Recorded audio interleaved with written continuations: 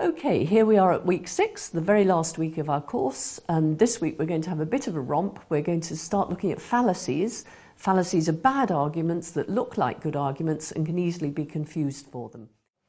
Okay, let's get started. Just a recap on last week as always. If you remember, we looked at what makes a deductive argument sound, and we looked at what makes such an argument valid. So just a quick reminder for you, would the argument be sound in this situation where it's valid but it has false premises? Put your hand up if you think that's sound. So it's a valid argument but false premises. Okay. What about if it's an invalid argument with false premises? No. Okay, what if it's an invalid argument with true premises? And a valid argument with true premises. Okay, good, well done. Yep, it's only sound if it's a valid argument and it has true premises. All its premises must be true and it's valid. Well done. Okay, now here's the tricky one. Okay, the question is, could the argument be valid when it's got false premises and a false conclusion? It could be valid. Well done. Could it be invalid? Well done. Good. Okay, what if it has false premises and a true conclusion? Could it be valid? Put your hand up this time. Could it be valid if it has false premises and a true conclusion? Could it be valid? Okay, those of you without your hands up, is that because you don't know? Right, okay. What about if it's got true premises and a true conclusion? Could it be valid then? Okay. Could it be invalid then? Oh, yes, it could. Okay, there's only one situation in which it couldn't be valid. Only one situation in which it couldn't be valid, and that's this one. If it's got true premises and a false conclusion, it couldn't be valid. Otherwise, it could be. It could be either valid or invalid. And the reason for that is because an argument is valid if and only if there's no possible situation in which all the premises are true and its conclusion false. So it's a sufficient condition for an argument being valid that there's no possible situation in which its premises are true and conclusion false. And that's a necessary condition too. And if you remember, I said to you last week, there are two things you've got to remember. One is that it's the possibility, not the actuality of the combination of true premises and false conclusion that's important. And the other is it's the combination of true premises and false conclusion that's important. Okay. I gave you another test, so if that was one test of validity, and the other test I gave you is that an argument is valid if and only if its counterexample set is consistent. And the counterexample set is the set consisting of the premises plus the negation of the conclusion. So if you have, if it's Friday, Marianne's wearing jeans, it is Friday, therefore Marianne's wearing jeans. That's an argument. If you take the conclusion, Marianne's wearing jeans, and negate it, so you've got, it's not the case that Marianne's wearing jeans, the counterexample set then becomes, if it's Friday, Marianne's wearing jeans, Marianne is wearing jeans,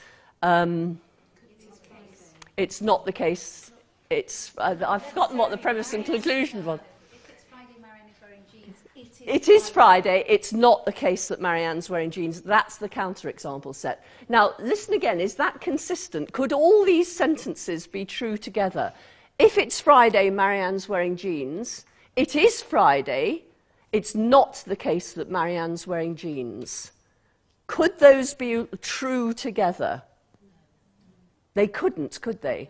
And that shows that the original argument is valid.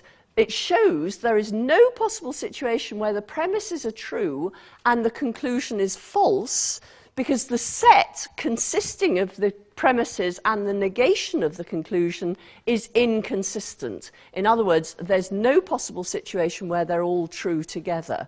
That's why that test works.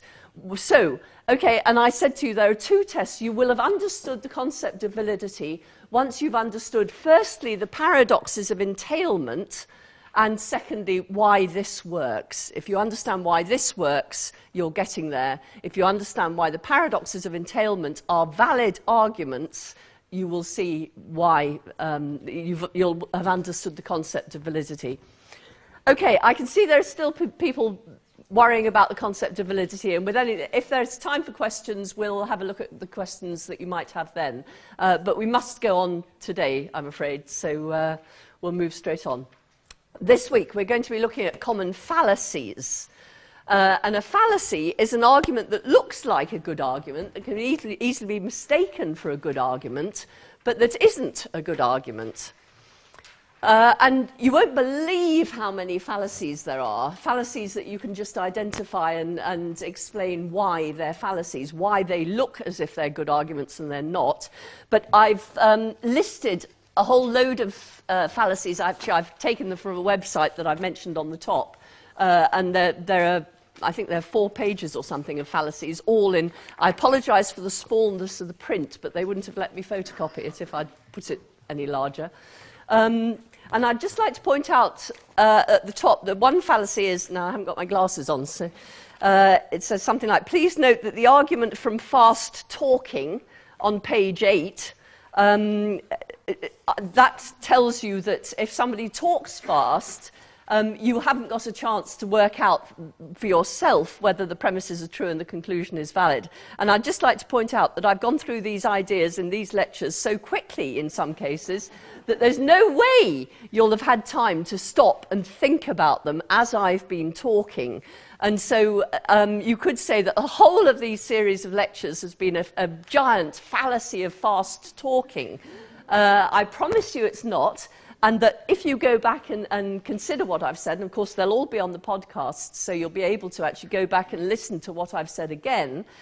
You'll be able to listen to all my mistakes as well as the things I've said correctly. I hope we've identified all my mistakes as we've gone through.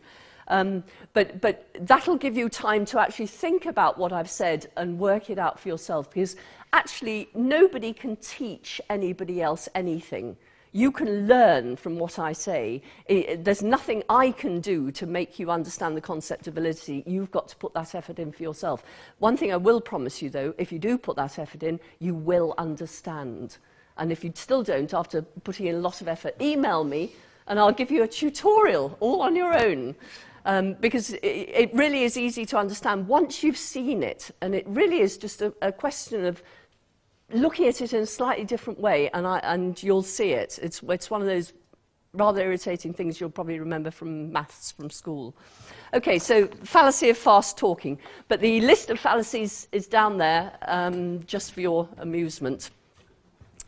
Okay, here's a fallacy, or rather here's a deductively valid argument, and here's a fallacy that looks like it. Okay, here's an example of modus ponens you've come across before. I think you'll agree, could these be true and this one false? If these two are true, could this be false? No, absolutely not. So if you negated that conclusion and took away the therefore, if you negated that conclusion, the set would be inconsistent, wouldn't it? And that shows you it's a valid argument. Would you like us to do that there? We can look at this, the counterexample set. If it is snowing, the mail will be late. It is snowing. The mail will be late. And we're going to tack on, it's not the case that, which is just that symbol there. Okay, that's what that means. It is not the case that. So we've got the set consisting of, if it's snowing, the mail will be late. It is snowing. It's not the case the mail will be late. Do you agree that's inconsistent? That there's no possible situation in which all those 3 sentences can be true together? Okay, well, if there's no possible situation in which those 3 sentences can be true together, then the set consisting of the premises plus the, there's no possible situation where the premises are true and the conclusion is false, is there? Because that's what the counterexample set is. the premises just as they are, and the negation of the conclusion. Okay, that's why that test works. But look at this one. If it's snowing, the mail will be late. The mail will be late, therefore it's snowing. Let's create the counterexample set of that. So tell me what to write, somebody. If it's snowing, the mail will be late. What do I write next? The mail will be late. No, we don't put the therefore in because we're creating the counterexample set now. We're just making a set of sentences. So I'm putting it is snowing, and then what do?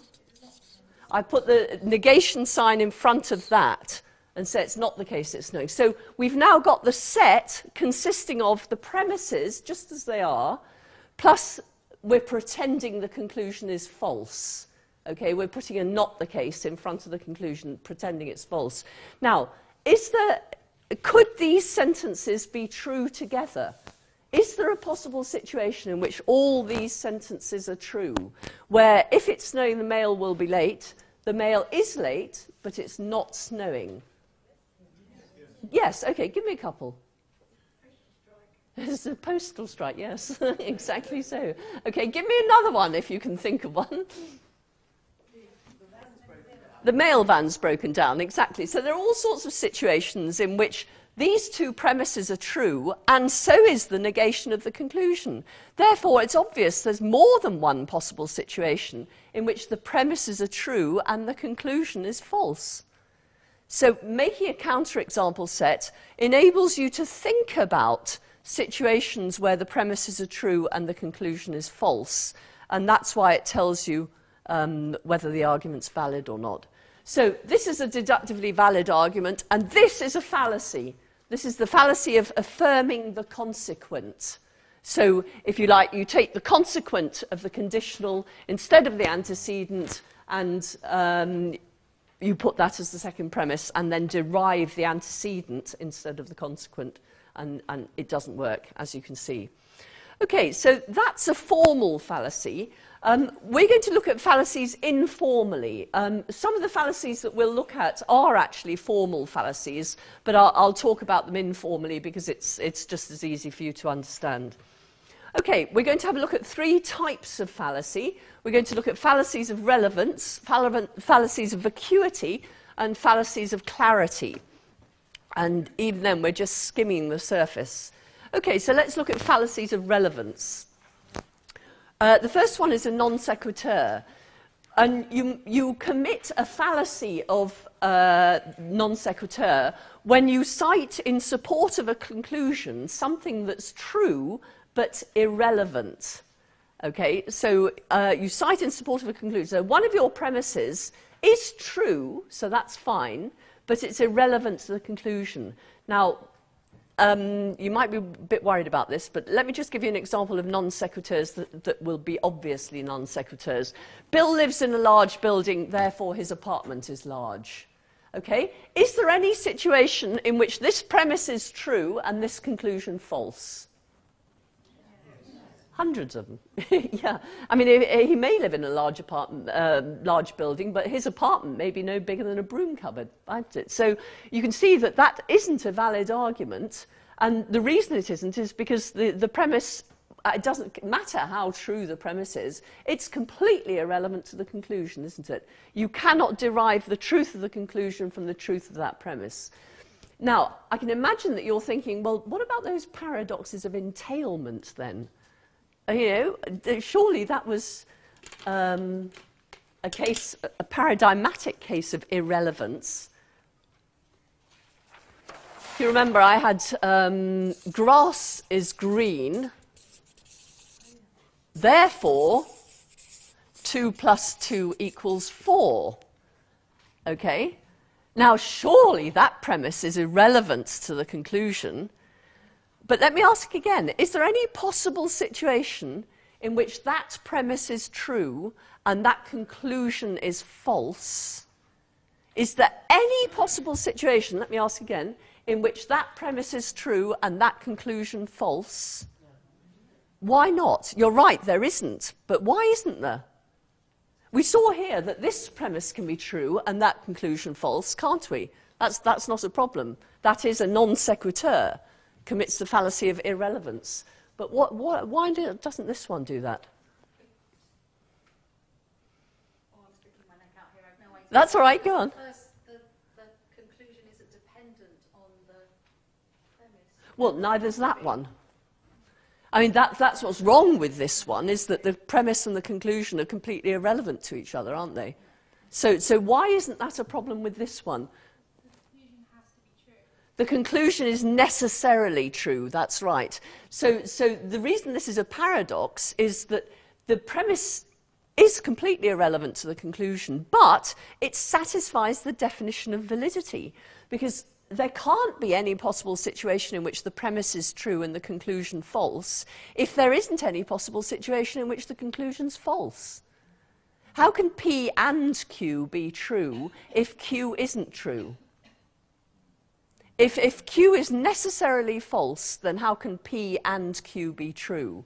The truth of P just becomes irrelevant, doesn't it? The truth of P is just unnecessary to the whole claim. Are you with me? I'm seeing lights sort of going on here, but it's difficult, isn't it?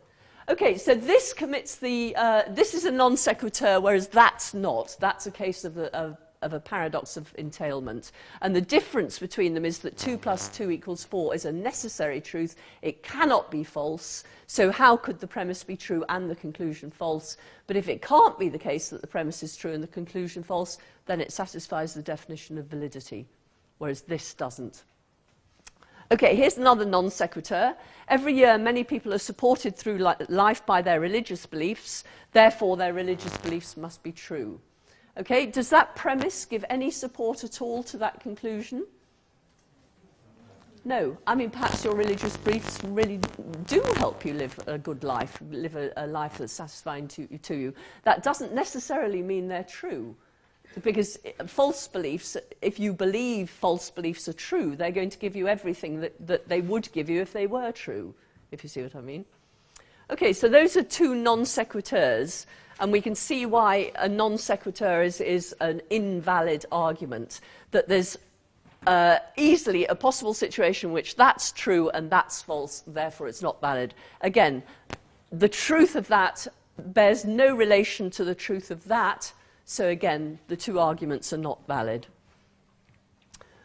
Okay, how do arguments like this work? I mean, one of the things we've got to argue, we're forever falling for fallacies. I mean, we argue incorrectly. We either make fallacies, we argue fallaciously ourselves, or we fall for the fallacies that other people offer us.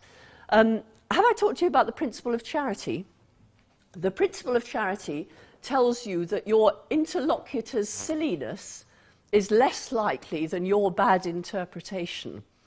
Okay, what does that mean? Okay, what's your name? I was thinking of the lady in front with the nice necklace. Margaret. You've probably got a nice necklace too, Rebecca. Okay, Margaret. Margaret and I are arguing. Margaret says something that I think is blindingly obviously stupid. Okay, now I've got two possibilities. I can think, Margaret's just said something blindingly obviously stupid. I'm not going to talk to her anymore. You know, she's obviously not worth talking to. Because she said not P, whereas surely P is obvious. Now, what the principle of charity tells me to do in that case is to say, well, that's interesting. Margaret says not P. I think not P is definitely false. Therefore, I must have misunderstood Margaret. Because her silliness is far less likely than my misunderstanding her argument. Are you with me? Okay. So instead of saying to Margaret, you must be joking, how stupid can you get, or anything like that, or just saying to myself, oh, right, okay, thanks, Margaret, nice to see you, etc., and walking off, I say to Margaret, that's interesting, you think not P, I think P. Why do you think not P? And you give me your reasons, and I give you my reasons for thinking of P, and we have a proper argument, and we discover, actually, that P and not P are not, in this case, inconsistent, that we've both got a slight misunderstanding. Let me give you an example. I don't know why I use this example, but I always do, so I'm going to do it again. Two rats in a cage. They've both come from different cages, and in one of those cages, one of the rats was given an electric shock every time a sound was made. The same sound resulted in the other rat being given a food pellet. Okay, so the experiments are finished. They've now been put in the same cage, and this sound happens. Sounds. Now, what's going to happen? One rat's going to rush shaking into the corner of the cage, waiting for an electric shock, and the other rat is going to be rushing up to the food bowl looking for a food pellet, isn't it? Yeah. Okay. And then they look at each other and think, you're mad. You know, why have you done that? If they were talking to, this is why I don't understand why I use this example, if they were able to talk to each other, they would then discover that actually they both overgeneralized, didn't they? Because one's experience was that whenever this, and the other's experience was whenever that, they assumed that's all the experience there was in the world. And in fact, they've now got two counterexamples to that. One is they're in a cage where the sound goes off and nothing happens. And the other is that there are places in the world where something completely different happens. And it's only if they talk about it that they'll discover that. So arguing is the lifeblood of cooperating in the search for truth. If you want to know what the truth is, you cooperate with other rational animals, in other words, other people like us, and if you find that there's a contradiction, don't assume that the other person is wrong, because the only rational thing to assume is that one of you is wrong, and even that might be false, but it certainly might be you. And it's the principle of charity that you observe when you argue in order not to do the irrational thing and to assume that the other person is wrong rather than assume that you've misunderstood them. So that's what the principle of charity is. And what happens in this case, in the case of non sequiturs, is that the principle of charity can get you into the wrong place, because you might not notice the irrelevance. I mean, that can happen. If, for example, large apartment, large building, you might think the two larges there is enough to make it relevant and you'll let the argument go through. You wouldn't be right to do that, but it maybe is understandable. But sometimes when people are arguing, you might think, well, hang on, I'm sure that was irrelevant, but it can't have been because, you know, Margaret's too rational to allow an irrelevance to go through, and non sequitur like that. Or you might just want to not admit that you can't see the connection. So the thing to do is to be aware that there should be, just in any conversation, the implication is that there's a connection between premises and conclusion, like the sea is salt, Melbourne's in Australia. When I gave you the context, you could see the connection. So if you can't see the connection, ask for it. So don't be too generous, because it's possible that this person is putting forward a non sequitur, and certainly don't be too proud to ask for the relevance if you can't see it. Okay, here's so this is the second fallacy of relevance. So the second one is attacking the person, or it's the second one we're looking at. There are many more than this. You might attack the person making the argument rather than the argument that's made. And this is called an ad hominem fallacy. And you may have heard, was it Miliband, on the Today programme the other day talking, now who was he talking to? Talking to William Hague. And he accused William Hague of an ad hominem fallacy. He said, you're arguing against the man, not against the argument, or you're stopping the man, not the ball, or something, he said. It was a very good example. Okay, here's an ad hominem fallacy. Nick Griffin is leader of the BNP, therefore his claim that some people worry about immigration is rubbish. Now, I actually heard that fallacy loud and clear the other night on Question Time. I'm sure you did too.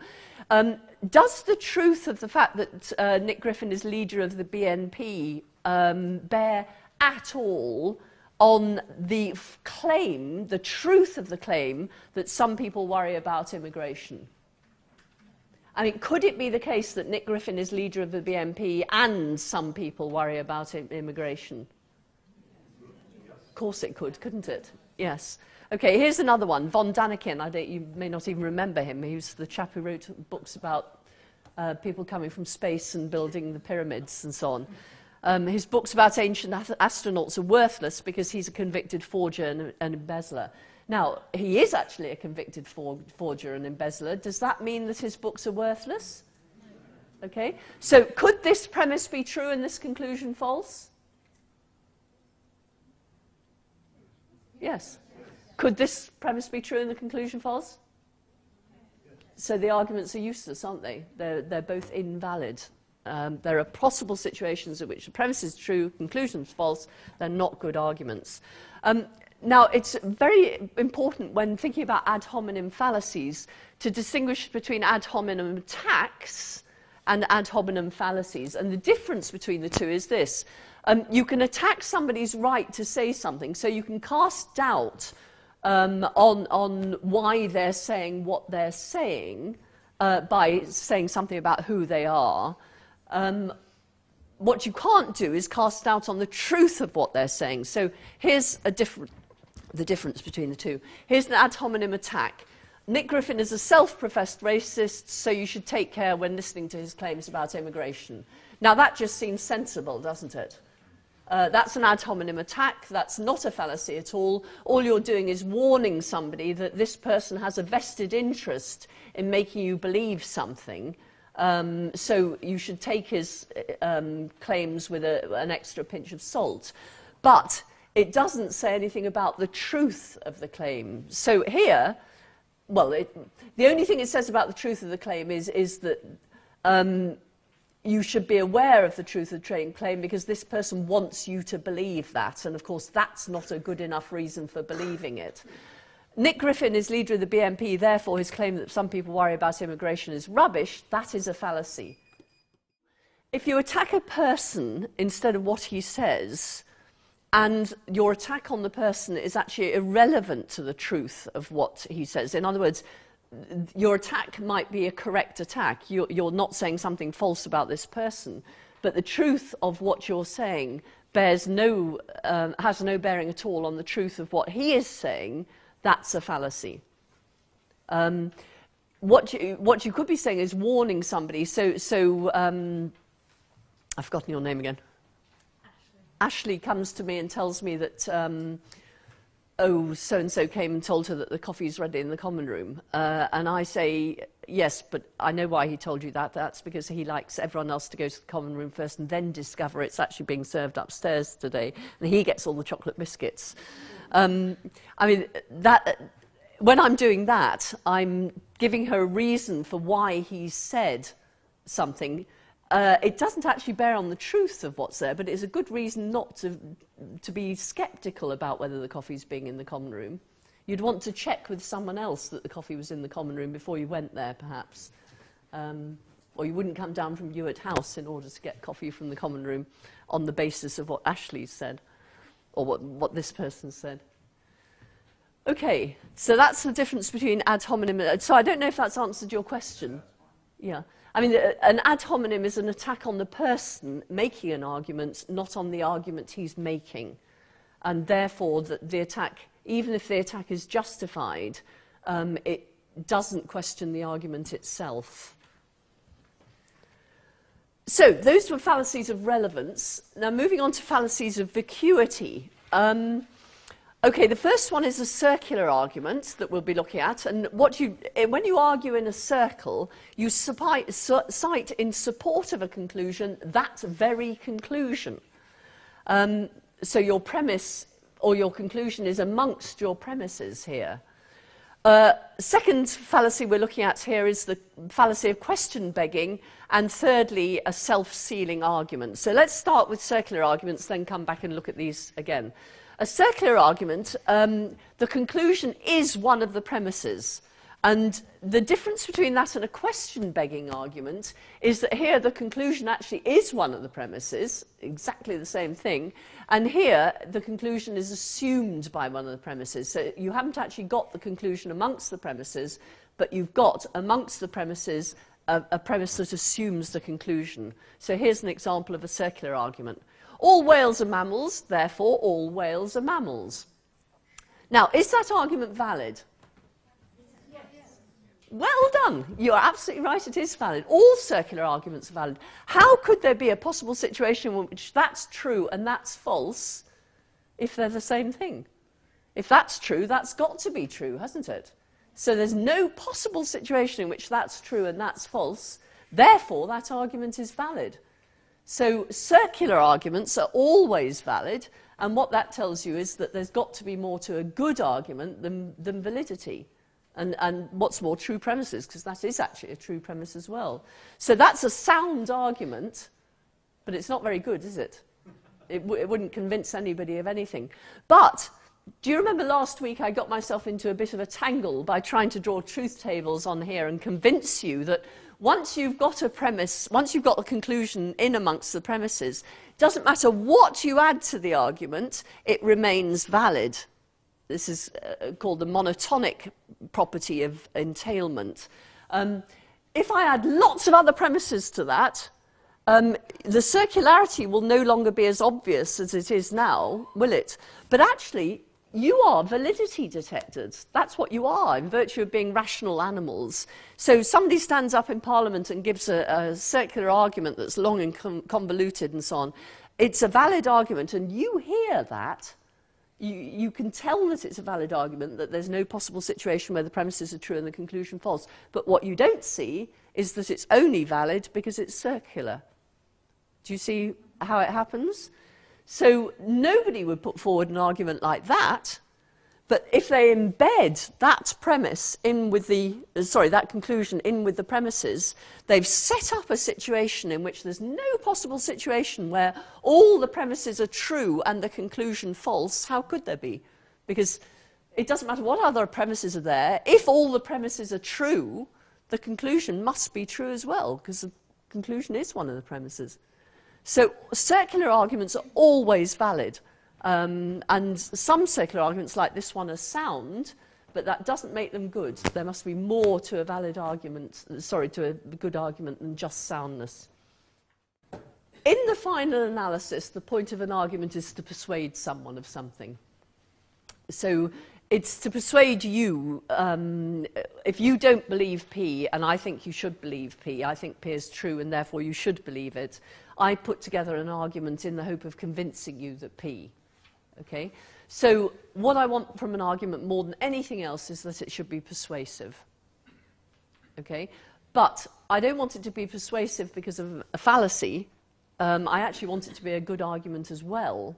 And therefore I want it to be sound and valid. But if it's sound and valid and not persuasive, it's pretty useless for any practical purpose. You can't have a productive argument with somebody unless you agree with them. Can anyone tell me why that might be the case? Productive disagreement always depends on agreement, which is why if you've really got two sides who absolutely disagree on everything, you may as well forget it.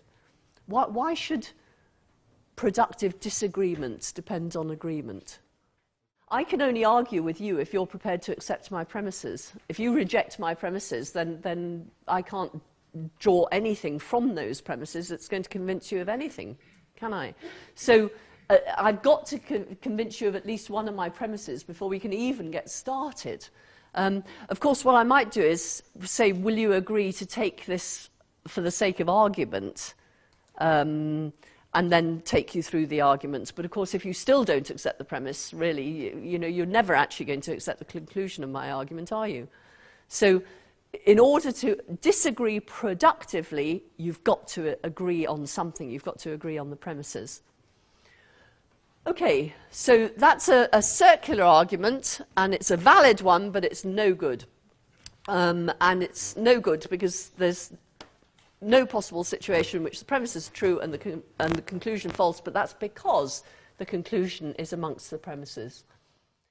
Okay, let's look at begging the question. Here's an argument. It's always wrong to murder human beings. Capital punishment involves murdering human beings, therefore capital punishment is wrong. What's question begging about this argument? Exactly. This, to talk about capital punishment as if it were murder, just to assume that capital punishment is murder, is to assume your conclusion, isn't it? I mean, most people would say that actually capital punishment isn't murder, because murder is illegal killing, whereas capital punishment is legal killing, isn't it? Judicial killing. So by talking as if capital punishment and murdering human beings are interchangeable here, you're actually begging the question, aren't you? You're begging the question, well, hang on a second, you know, why should I believe capital punishment is wrong on the basis of these two premises? I don't accept that one at all, because you're just assuming your conclusion here. Are you with me? So when you say that an argument is a fallacy, you're not necessarily saying it's invalid, but you are saying there's something wrong with it. There's something wrong that means it's not persuasive. It shouldn't persuade you. Often that'll be the case because it's invalid, but not always. And certainly with cases of circularity and question begging, that isn't the case. Okay, any other question before we move on? No? Okay, let's... Okay, where are the question begging premises in each of the following arguments? Let's do an... So, intoxicating beverages should be banned because they make people drunk. Let's set out the argument logic book style before we do that. We might need to suppress premise. So what's the argument here? Think about it for yourself and then put your hand up when you've put out the argument logic book style.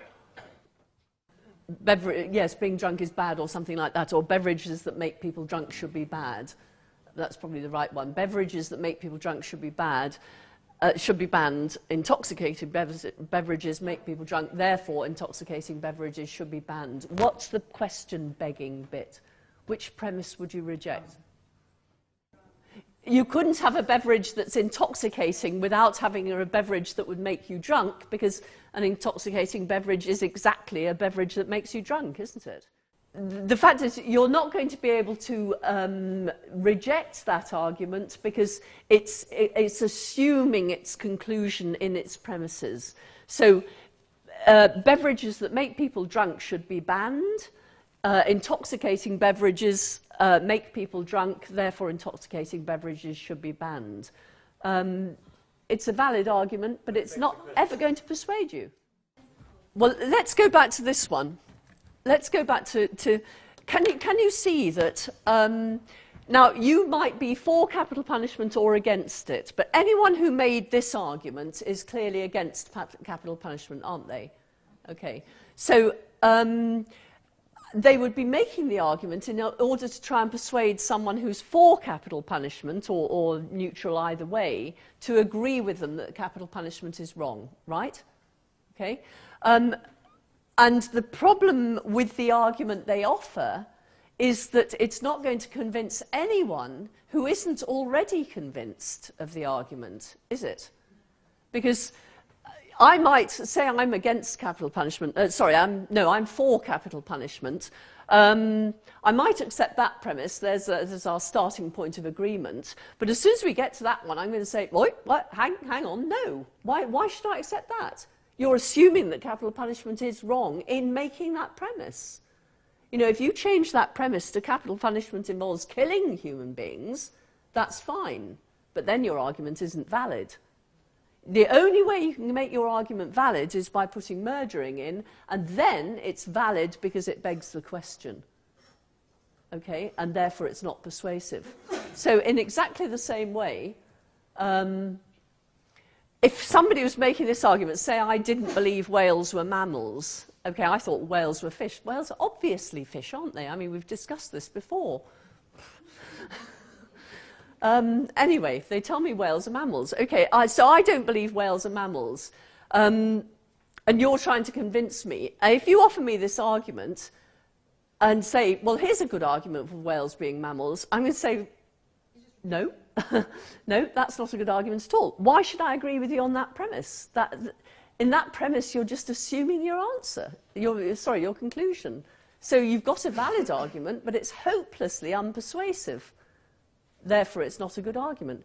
And this one is only slightly different in that instead of the premise actually being the same as the conclusion, the premise assumes the conclusion. So if you're arguing, using this argument against me, it's not going to persuade me of anything, is it? And that's what's wrong with it, not that it's not valid. So we're looking at fallacies of vacuity, okay? We've looked at fallacies of relevance, we're now looking at fallacies of vacuity. And we've looked firstly at circular arguments, where the conclusion is one of the premises. Why? Tell me again why that would convince anyone if you've made an argument where the conclusion is amongst the premises. Because it's valid, and because the fact that the conclusion is amongst the premises may be hidden among all sorts of other premises, so you just don't notice that the conclusion is there. Okay, then we looked at question-banking arguments, and we tied ourselves in knots, or I tied myself in a knot. But the idea here is that instead of the conclusion being amongst the premises itself, there is amongst the premises a premise that assumes the conclusion. That's the difference between those two. And finally, we're going to look at arguments that are self-sealing. Okay, a self-sealing argument. 2 weeks from today at 2:45, you're going to be doing exactly what you are doing. Well, it will be a true statement, won't it? I mean, that couldn't be false, could it? But it's not a persuasive argument. Why not? It's completely vacuous. It says absolutely nothing, does it? It doesn't give you any prediction. It doesn't limit the possibilities at all. It just tells you you're going to be doing whatever you're going to be doing, which has to be true. Not persuasive. Here's one that actually lots of people do think is persuasive. We must respect all moral beliefs, therefore moral relativism is true. This is called vulgar relativism by a chap called Bernard Williams, famous philosopher. The reason that's a self-sealing argument is that is a moral absolute. We must respect all moral beliefs. You cannot derive moral relativism from a moral absolute. If that premise is true, then that conclusion is false. And if the conclusion is true, the premise is false. So it's a bad argument because it goes around in a circle. It's self-defeat. Actually, that's self-defeating rather than self-sealing. Yes, that actually should be in a slightly different category. But here's another one that you may have... variants of it will have caught you out at some point, I'm sure. Global economy is controlled by Jews, and any appearance to the contrary is the result of Jewish cleverness. Women are stupid, and any appearance to the contrary is just because they're quite good at covering it over sometimes, you know. So again, a self-sealing argument, because you know that you can't be refuted, because whatever happens, you've got some reason for why what you're saying is true. So some self-sealing arguments move back and forth from interesting but false claims. For example, you might say all human beings are selfish, and you want to say, well, hang on, that's not true. Lots of people are altruistic. They do things for other people. And then you say, oh, yes, but they're still doing it because they want to. I mean, Mother Teresa, I mean, she wouldn't have helped all those people unless she wanted to. And you say, well, no, she did it out of duty. And so you say, well, yes, but she wanted to do her duty, didn't she? I mean, she still wanted to do what she did. So the only thing she did was what she wanted to do. So she's as selfish as everyone else. And you know, what's happening here? Well, what's happening is that someone's moving from an interesting but false claim to a true but vacuous claim. And what they'll do is they'll move backwards and forwards between the two until you've got yourself thoroughly tied in a knot. And what you need to do is separate out the two claims that are being made and show why one of them is meaningless, even if true. So, 3 ways that an argument can be self-sealing. It can invent ad hoc ways to dismiss criticism. So, if my prediction didn't work, it's because there were negative vibes in the room. Okay? You know, it's all your fault. It can attack its critics as unable to see the benefits of the position. So, you know, the only reason you don't see that the world's been taken over by Jews or women or blacks or whatever is because you've been taken in by them. Or another one there is, you know, you're in denial, therefore you don't understand what I'm saying about your appalling desires and what have you. It can also redefine key words. So it's selfish to always be doing just what you want to do. Well, it depends how you interpret just what you want to do there. If you interpret, so even Mother Teresa was doing just what she wanted to do, then you might need to have another look at what you mean by selfish. Okay, finally, we're going to look at fallacies of clarity, and I want to use some time for questions. Sorry, you've got a question. Those last three, how do you argue against those arguments? Well, on this one, as soon as you have the feeling that you're being moved from between two different propositions, one of which is false and interesting, and the other is ask for time out if you can, because that's the only way you're going to do it. And of course, this is what you won't get.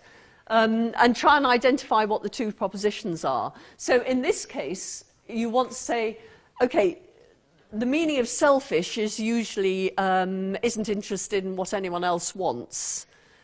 In which case, Mother Teresa wouldn't be selfish because she is interested in what other people want.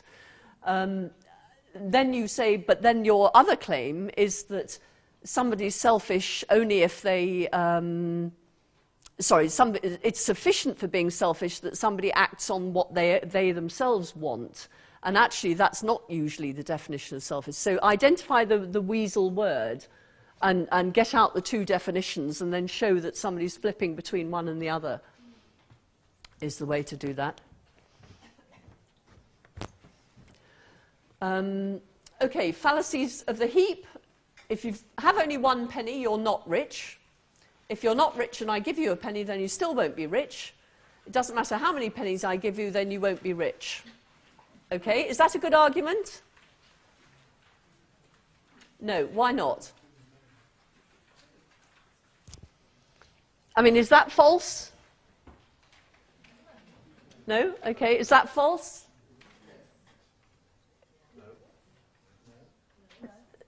Is that, no, it's not false, is it? I mean, that's true. If you gave me a penny, sadly, you wouldn't make me rich. It's all you gave. Oh, yeah. Okay, so that's true and that's true. Is that true? That's false. Okay, is this valid? Is there any possible situation where those two are both true and this is false? Yes. Okay, this is actually not a valid argument at all, is it? It's trading on the fact that many words are vague. They admit of borderline cases. So any word you can think of, like tall, fat, clever. Can you think of a few others? Rich is one of them. Yep. Long. Poor. Yep.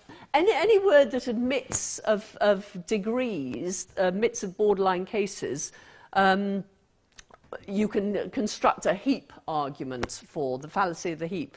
And so that's the fact that words do admit of borderline cases and the idea that a series of insignificant differences can't result in a significant difference. And of course, it's this one here that's at fault.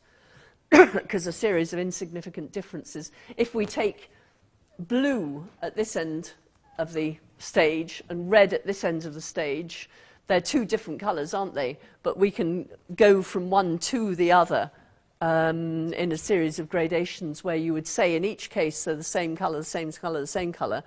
But so A and B are the same, B and C are the same, but A and C are not the same. Okay, they're intransitive. So when you're making an argument, you should try and avoid words that are grading words, scaling words. And how would you stop these being vague? If you had John has a nice income, what might you say instead of that? Say it again, some of you. The top 10th percentile of income. Good. John is in the top 10th percentile of income earners, or something like that. Yep. Okay. Cocaine is a dangerous drug. It's addictive. Cocaine is addictive, or cocaine. It's the same. You could say the same sort of thing. Yep. Or whatever. Exactly. That's what you're trying to do, is eliminate the vagueness by being more exact in some way or another. So Mary is a clever woman. You can just say Mary has got 3 degrees and a PhD or something like that. Jane is a terrific tennis player. Jane is... what? Yes, okay, good, dead easy. Slippery slope fallacy, this is another fallacy of ambiguity.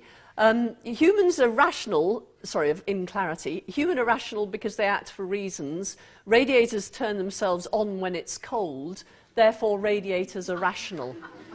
Now, don't laugh, because actually lots of people try and convince me of this, because I don't believe animals are rational. And people always tell me that I should believe animals are rational because they act for reasons. And some people want to say that even radiators are rational because when it's cold, they turn themselves on, except in Rodley House. But, I mean, it's usually the case, and therefore it has a belief that it's cold and a desire that it should not be cold, and therefore it acts. I mean, why isn't that rational? But again, we're doing the same thing, aren't we? Because here are radiators down at one end of acting for reasons, and here are human beings up at the other end of acting for reasons, and we're saying that there's no difference between the two. So any slippery slope argument can fall foul of that. Just quickly, slippery slope depends on the idea that we shouldn't distinguish between things that are not significantly different. And the belief that if A isn't significantly different from B, and B is not significantly different from C, then A isn't significantly different from C. And again, that's true only if you've got something that's transitive, and there are many, many things that are not transitive. Of course, sometimes, I mean, one way of avoiding a slippery slope is actually to define something. We have to use slippery slopes sometimes, don't we? When we think about... you know, well, why should we have the age of being allowed to marry at 16 without your parents' permission or whatever it is, or the age of being able to drink whatever it is? Actually, I have no idea what it is. 18, is it? Right. What happens between the last day that you're 17 and the first day that you're 18 that makes it possible for you to drink on one day and not drink on the other legally? I mean, this is just daft, isn't it? Well, it is daft, of course. But here you have to make a cut-off point at some point. And what the slippery slope is, it can say, well, OK, there isn't an obvious difference, but we have to make one somewhere, or that we can just make one by regulation or whatever. But slippery slopes trade on this particular problem. Here's another one. Mary had a little lamb. He followed her to school. Mary had a little lamb. Then she had a little broccoli. We can see that that's an equivocation. It's not actually clear what it's an equivocation on, is it? Is it lamb or is it had? Or little, well, and little actually, isn't it? Because had means possessed, whereas in the first one, in the second one it means ate, doesn't it? Little lamb in the first one is a bit different from little lamb in the second one, and so on. Here's an equivocation, yep. Okay, a feather is light. What is light cannot be dark, therefore a feather can't be dark. What's the equivocation there? The word light. In the first case, it means light as a feather, weight-wise, and the second case, we're talking about light as opposed to dark. So that's the fallacy of equivocation. There are three types of ambiguity. Lexical. So what's wrong with that one, I thought it was rum, is that rum is itself ambiguous. That's a word that can mean different things. In the second one, Bert was a fat stock breeder. What's the ambiguity there? Give me the two understandings of that term. Right, either Bert was fat or the stock was fat, that's right. So it's the scope of fat... so Bert was fat and Bert was a stock breeder, or is it that fat goes with stock breeder, so Bert was a fat stock breeder? Okay, those are the two. And then finally, cross-reference. My wife's cousin is engaged to her former husband. What's the ambiguity there? So either my wife's cousin is engaged to my wife's former husband, or my wife's cousin is engaged to the cousin the wife's cousin had before. Now that she's married for the second time to the same person. Okay, explain the ambiguities in this sentence, these sentences. No one likes Oxford and Cambridge students. Good, okay. Nobody likes students who've been to Oxford and Cambridge, or nobody likes Oxford students and nobody likes Cambridge students. No one likes Oxford, the city. Yes, no one likes Oxford and no one likes Cambridge students. Yes, that would be another one. Okay, every nice girl loves a sailor. Actually, if you were able to formalize things, you would find it very easy to do this, because this could mean there is a sailor such that every nice girl loves him, or every nice girl is such that there is a sailor whom she loves. You with me? So every girl is such, there is a sailor such that every girl loves him, or every nice girl loves some sailor. Okay, so in the second case, there are lots of different sailors. In the first case, there's just one sailor who's loved by all the girls. So that's a structural ambiguity. Our shoes are guaranteed to give you a fit. Yeah. I can see you've got that one. Okay, irritating children should be banned. That's right. What are we banning? Children who are irritating, or the irritating of children? Okay, what about the last one? Can anyone tell me what the ambiguity is here? This is more difficult. You'll kick yourselves, but you'll also think that I've cheated you. Why do swallows fly south for winter? Why do swallows fly south for winter? Why do swallows fly south for winter? Why do swallows fly south for winter? Is that ambiguous? Okay. And all it was is the intonation there. I managed to give it lots of different meanings. So you shouldn't think that actually the ambiguity might just be in the lexicon, in the structure, and in the cross-references. Sometimes you can put it in just by the tone, the emphasis you give on the words that you use. Right, okay, that's it for the lectures. Thank you, thank you. Well, thank you too.